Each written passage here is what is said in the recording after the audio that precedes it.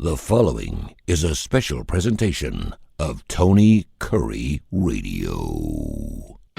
Keep your mission on your mind and your mind on your mission.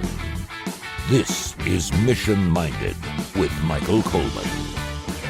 Along with Michael Coleman from the Heart of Alabama Food Bank, I'm Tony Kurre. This is a show called Mission Minded. Keep your mind in mission, your mission in mind. We love doing this show every single week right here. And of course, we always take your emails, info@tonykurreradio.net, info@tonykurreradio.net. You can hear the show every Monday through Friday, 10 a.m. Central Time, right here on the TKR Radio Network. And of course, wherever you get your favorite podcast, we're available on every major industry. He is Michael Coleman. Michael, what's going on, brother? How you feeling, man? I tell you, it's been a crazy week already. Just things you wouldn't expect. Sometimes you try to figure out people, and people are your greatest challenges. I had a truck driver who was not paying attention and decided to fill the tank up with unleaded gasoline rather than diesel, and was surprised when we terminated him. Oh no! So. Yeah, it's sometimes it's just hard to wrap your mind around. And I'm like, he had already had a couple of incidents, so this wasn't his only challenge. But I was like, and then when he's talking about it, I mean, it's just part of the challenges of any organization. But he's like, oh well, yeah, that's totally on me. I wasn't paying attention. I was talking to somebody.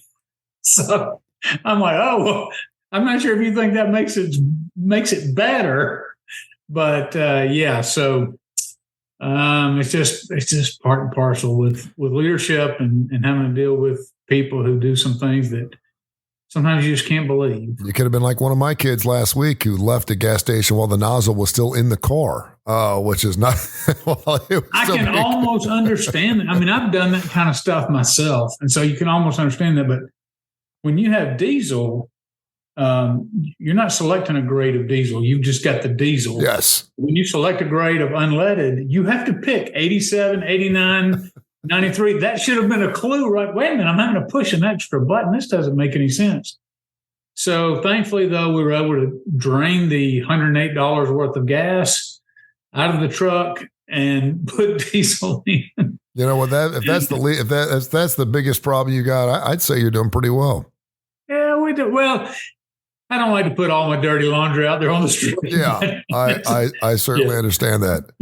Hey, let me ask you this, and you talk about gas, I'm thinking about heat. It is right now, as we record the show here on this Tuesday, the 22nd, it is stinking, smoking hot. I don't know what the temperature is down in Montgomery. It's close to 100 degrees down here, and it's been, absolutely. It seems like it's been an unbelievably hot year, and maybe it has been historically, but I think it's like that every year. But you've gotten this brand new freezer, which like a 40,000 square feet freezer I've walked through. It's unbelievable. What is your cost when it comes to just your energy that you have when you're talking about your warehouses and stuff? And how does the weather play into your cost? Oh, it's just like your home, because any good air conditioning system can only go about 20, 22 degrees lower. Now, this is what HVAC experts have shared with me. Yeah. So, I mean, you're not going to be able to run your house at 65 if it's 100 degrees outside. You just don't have the capacity for it. So what you find is, though, it's always, even if you have it on 75, it runs all day just trying to maintain that temperature.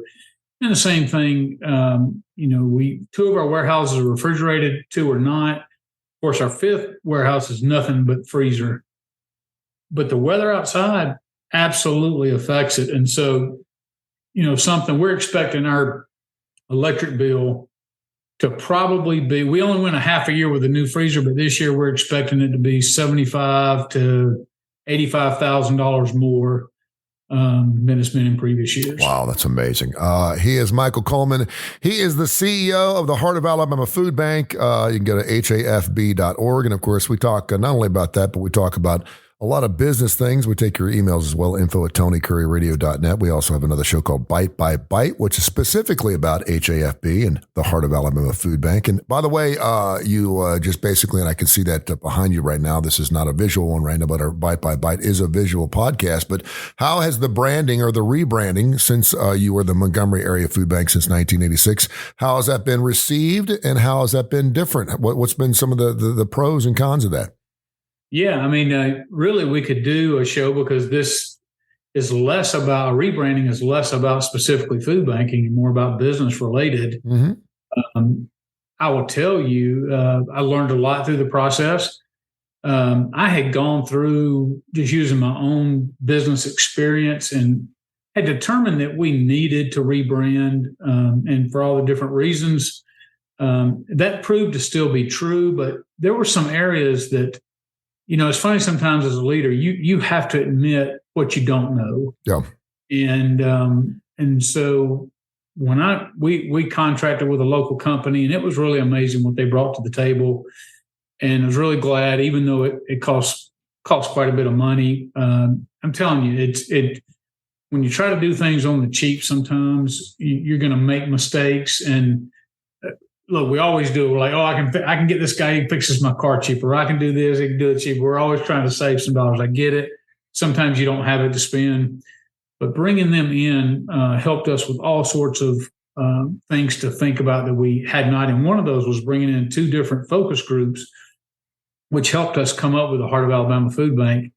And so leaning on them and leaning on their expertise and just kind of going along for the ride was incredibly beneficial to me. And I just learned so much about the process. Can you talk about, and I hope I'm not pulling the curtain back too much here on your business, but can you talk a little bit about how you came up with Heart of Alabama and what was important as far as in your rebranding of the Montgomery Area Food Bank? I know that you cover 35 counties in the great state of Alabama, so you're so much bigger than just Montgomery. But what was the reasoning in wanting to rebrand that? Well, when I got here, I suspected that this was part of the problem. And so I approached my board. As nonprofits, if you don't know, they're governed by a board of directors. And even though I'm the CEO, I run the day-to-day. When you're making something like a name brand wholesale change, that's something that has to have board approval. Mm-hmm. And so it's not just about what you think is best, but you have to convince, and in my case, about 25 individuals, that this is the right thing to do. And so we spent a year just kind of playing with it. And what we came to understand was really what I suspected was Montgomery, as it was in the name, Montgomery Area Food Bank. And so many people, we serve so many different counties, but when they hear Montgomery, instantly their mind defaults to, this is a food bank that only serves either the city or county of Montgomery. And I understood that. So it was such a barrier helping them overcome that. And we're like, why do we continually pay for advertising and we're out there and we're answering the same question over and over and over? And so we're like, look, if this is a question that can be answered just through a simple name change, getting Montgomery out of the name, it seems like it makes sense to do that. Now, it's interesting because Feeding America, there's Feeding America, then our state association, Feeding Alabama. The food bank that's south of us is called Feeding the Gulf Coast. Mm-hmm. So most food banks are going to that feeding whatever model. So that's kind of where I was putting up and saying, well, and I was coming up with names of, feeding this, feeding that. But the reason this ended up being such a great name for us is because we're scattered out across the state, and we're all connected, but we go all the way from the northwest, north of Tuscaloosa, all the way to the southeast corner of Alabama. So we have just this odd amalgam of counties that are put together. And so you can't call yourself Southern, you can't, and Birmingham's already got Central Alabama. There's all these. So regionally, trying to identify who you are was very difficult. And when we came up with Heart of Alabama, it was just so perfect because it fits both geographically, right in the heart, Montgomery being the capital of the state. It fits geographically, but it also, to some people, they're like, oh, I didn't even think of it geographically. It kind of conveys the idea that you are an organization full of compassion and care. And I'm like, well, that's exactly what we want to project. So it's kind of this double meaning to it. And I think your original question was, how's the community received it? Well, overwhelmingly positive. Right. Awesome. And I'm still getting emails, even though the announcement was last week, the press conference. We've done some media. I continue to get emails saying, hey, I just absolutely love the name. Such a great fit. Your reasoning for needing to change makes perfect sense. Because again, if it looks like you're doing it just just to do it, just to get back in the news, and it's not for a particular reason. People know a rebrand costs money. And so they're like, are you just trying to refresh your image? You're willing to spend that kind of money just refreshing your image? Or is there a real purpose? And we're like, no. We are losing money because people are not contributing to us, not because they don't like what we do, but they think every county has a food bank that's doing the same thing we're doing. That's a great point. He is Michael Coleman, Heart of Alabama Food Bank, and HAFB.org. And of course, so you can always give to their website. They do wonderful work. And of course, we also have a show called Bite, which you can also hear on Tony Curre Radio at least 5 days a week right here through the TKR app and also wherever you get your podcast. We got college football kicking off this weekend. And I know a lot of coaches watch other games, and I think they're probably watching the TV going, I'd never do things that way. Based on what you've seen that happened in Hawaii, and just a horrible situation. And then, of course, with this tropical depression, this hurricane that just hit Southern California, and seeing the need not only for shelter, but certainly for food and just the basic needs of wonderful human beings. What do you think as the CEO of a food bank when you watch these things and you see these setup areas? And just does it give you anxiety? Does it bother you? Does it mess with you a little bit? Well, I will tell you, you just know that a huge part of Feeding America, and that people don't really appreciate or don't really know about and don't really fully appreciate, is that disaster relief is a big part of what we do. Yeah. So whenever there is a disaster that takes place in the United States, so this started out in Hawaii, Feeding America Network, which we're all tied into, immediately sent out and said, here's what they need that we can ship there. And so food banks just start saying, well, I have this surplus. I have this, here's what I can do. And we give out of our own supplies and instantly start shipping out, the trucks, railheads, whatever we need to do to begin to address that. And to the point where they said, look, this is so complex. We're still trying to recover, any remains. We're still unfolding this. Really what we need more now is dollars. And so that's not something that we do directly. So we don't give our donors dollars to another food bank. We give supplies and any kind of technical assistance or anything we can give. Feeding America, as part of the network, comes along and helps them with those kind of things.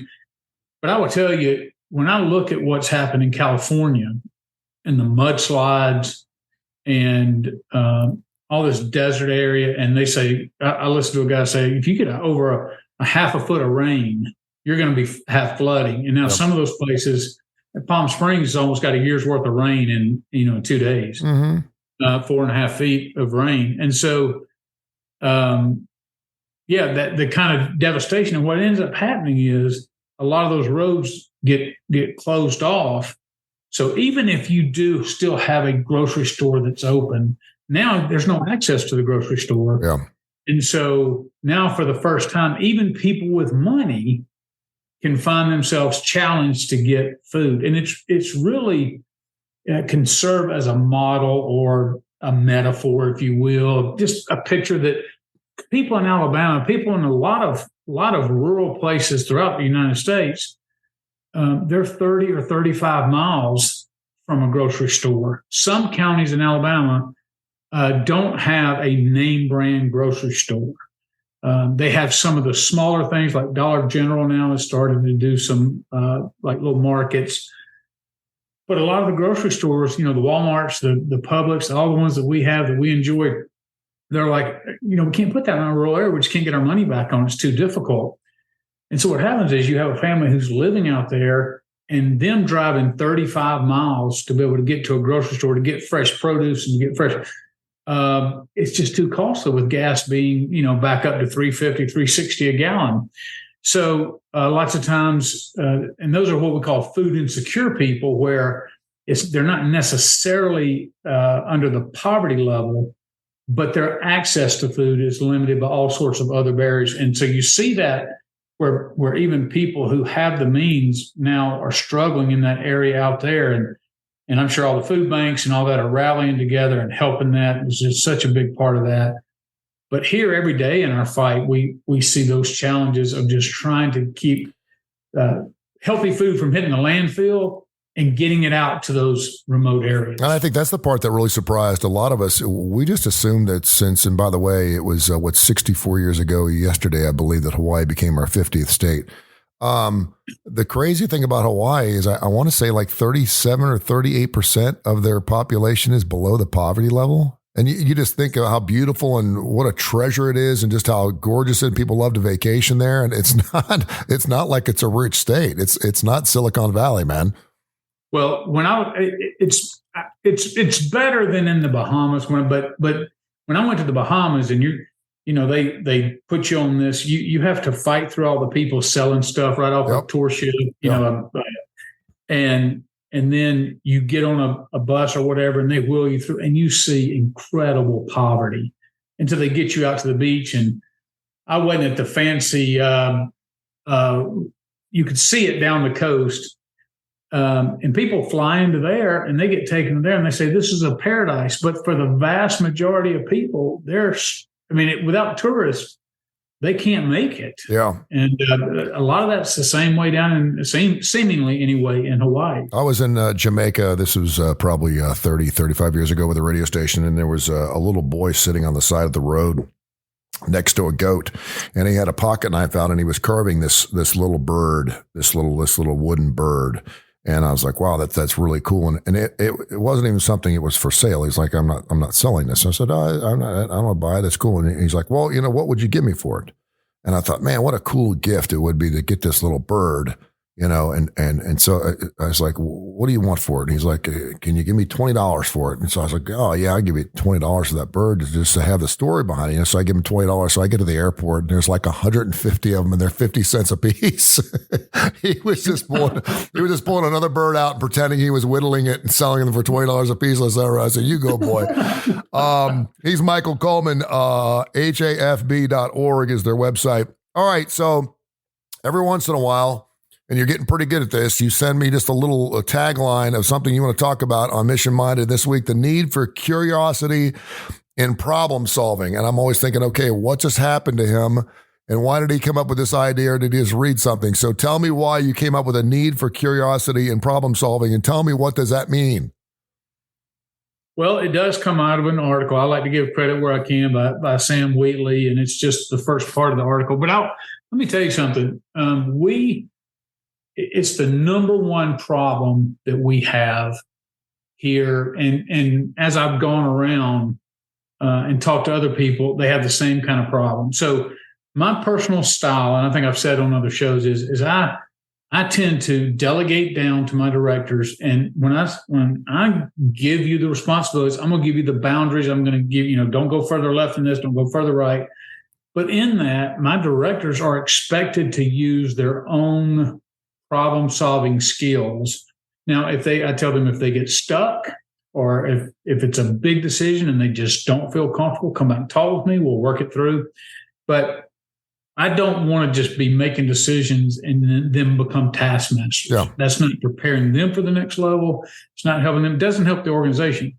So I say, when they come in, I expect you to be able to problem solve. Well, the directors I have now can problem solve. But what I have found is, as you go down layers to your managers, to your supervisors, that ability just seems to go away.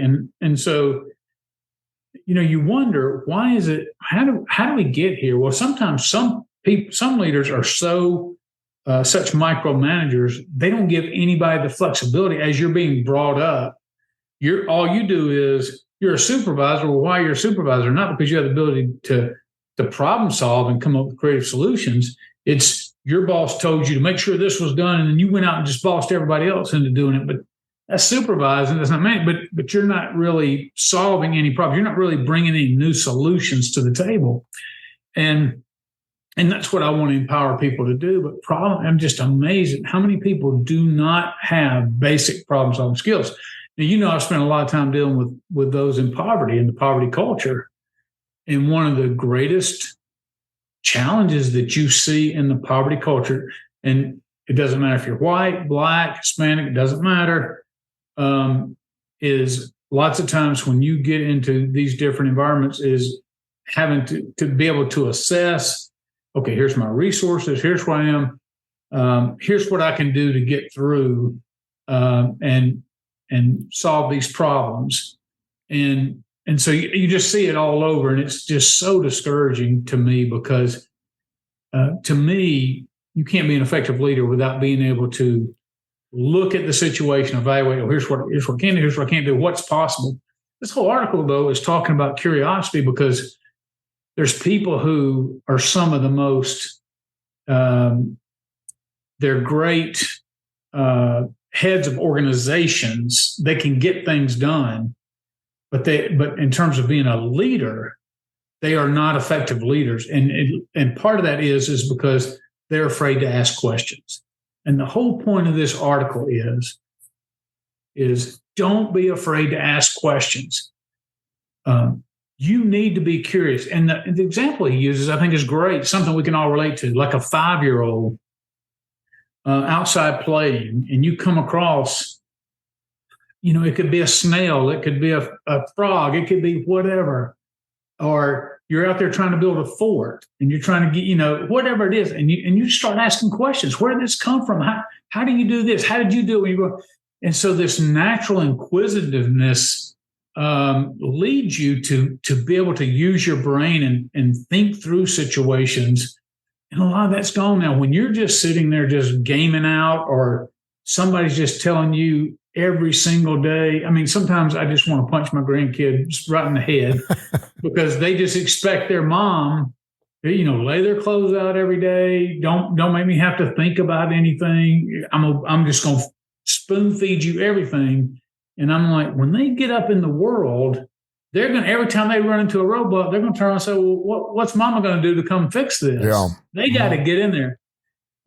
But part of this, when I look at it, really spoke to me is I know a lot of people who are afraid to ask questions. Now, I will tell you, my wife hates going out with me because she knows if I meet somebody that I tend to immediately, especially when I find out what they do and it's not something I'm familiar with, I'm just going to bombard them with questions. But I told her part of this is you can create a conversation with anybody if you ask them about what they're interested in and get them talking about what they're interested in. So I cannot begin to tell you the thousands of conversations where I've said, well, what do you do? I mean, it could be something like, I breed snails or something. And I'm like, oh, really? I have never even thought about that. What are some of the things that goes into that? And you just start learning things, and it's just little tidbits of knowledge, but it's really more about the knowledge. It's about getting in the habit of asking questions. Because now when I attack problems, I'm like, okay, well, here's what we've been doing. Well, that's not working. Or it's not working as effectively. Do we need to just tweak this, or do we need to approach the problem from a whole different perspective? And then you begin to just brainstorm and let your mind come up with all sorts of solutions.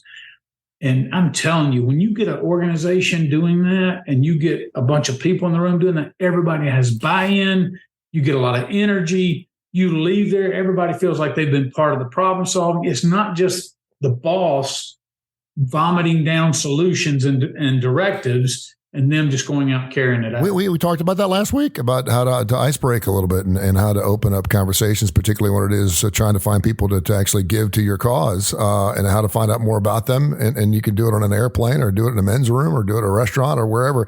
Yeah, I always tell my kids, it's always okay to ask questions. Just don't ask the same question twice. Because right. if you ask the boss, hey, listen, can you tell me again how to do this? Then that makes it look like you're not paying attention. And I'll go back to my high school days. The smartest kids in school were always the ones where the teacher said, does anyone have a question? And we're all trying to get the heck out. And that one person would always wait. And they're like, oh, for God's sakes, we're all getting C's and B's and that person's getting A's, because they're asking the questions that we all want to ask, but we don't want to look like total idiots by doing that. What if you're, and guys are the worst, because we know we don't ask for directions and we'll always figure things out. We won't read directions. It's just a role thing that guys just do. And women will always say, I'll take care of it. I'll ask the questions. I'll figure it out. And they finish the job first. Is there an underlying current to why people don't want to ask questions? Is it all just because they don't want to look like a fool because they're going to ask a stupid question? Or is it because they think they're better than everybody else? Is there an underlying current of why they do that? Well, I will tell you, both of those are very strong reasons. I have worked for people who there's a bit of narcissism and some strong levels of narcissism. And matter of fact, I even had this disagreement one time with a board member, and I was very honest and said something to the effect, we were not having one of what I would call one of my finer moments, but we were having a very honest conversation. And so what I told this person was, the problem is that regardless of what we're talking about, you feel as though you're the smartest person in the room. And so you feel like you have to tweak or add to an idea, regardless of what's said or regardless if it's something that they have any expertise on. And the people that I respect, and I will speak to the person that's second in charge here, she's my chief impact officer, Joanne Johnson. One of the things that I admire most about Joanne is Joanne can come in there and she can be in a meeting, and that meeting can be an hour and a half, and she never opened her mouth. And one time that happened, and I said, "Why didn't you say anything?" And she said, "I didn't feel as though I had anything to add. I was just listening and learning." Okay. And then other times she speaks up when she sees, she evaluates and says, "What I have to say now will matter, and it will affect the room. It will affect the conversation or the direction in which this conversation is going." There's some people that can't do that. They feel like either they have to speak on every issue or they're not going to ask questions, because if they can't figure it out, surely these people over here can't, because I'm in charge because I'm smarter than they are. I just saw a meme the other day that talked about the dumbest thing you can do is be the smartest person in the room. Mm-hmm. That's a great point. You don't want to be the smartest person in the room. You want to surround yourself with people that are smarter than you. You may think you're the smartest person, but you don't have to let everyone know. You may think you are. Exactly. This is mission. But I do think about the pride issue. I do think it's a big pride issue because people are lots of times very vulnerable. Now, it just so happens, and I say this a little tongue in cheek, but there's some truth to it. I've screwed up so much in my life that it doesn't even bother me anymore. People tease me about something I do or say, and I'm like, hey, just get in That just comes with old age. That's right. I mean, you think that's bad. I got 10 stories that beat that of what I've done over in my life. So when people tease me about a bad decision or I make a mistake, it has no effect anymore. I have no self-worth. It's all been melted into the ground. But so it genuinely doesn't bother me to ask the question or for me to say, look, guys, I will give you a great example of something that's happened recently. I don't have any warehouse. I'm here at this food bank, and we have almost 100,000 square feet of warehouse. And so they start talking about things like, hey, we need to be rotating our inventory when there's all these names coming up. And I'm like, I don't even know what that means. So I ended up called Feeding America and said, hey, I need some help. And ended up contracting with a guy who used to be a director of operations at another food bank, came up here, trained our guys, got us really going. But I had to start with me saying, guys, y'all are talking over my head. I don't understand what you're saying, but I know I need to. So I've got to get smarter people in here to help us out. That is really hard. I have that a lot in my business where people are talking acronyms and I have no clue what they're talking about. You know what this is? Of course I do. And I'm writing it down in my book just so when I can get home, I can find out exactly what these words said. Hey, you're watching and listening to Mission Minded. We have another show called Bite by Bite. Make sure you check that out here on Tony Curry Radio. This has been a special presentation of Tony Curry Radio.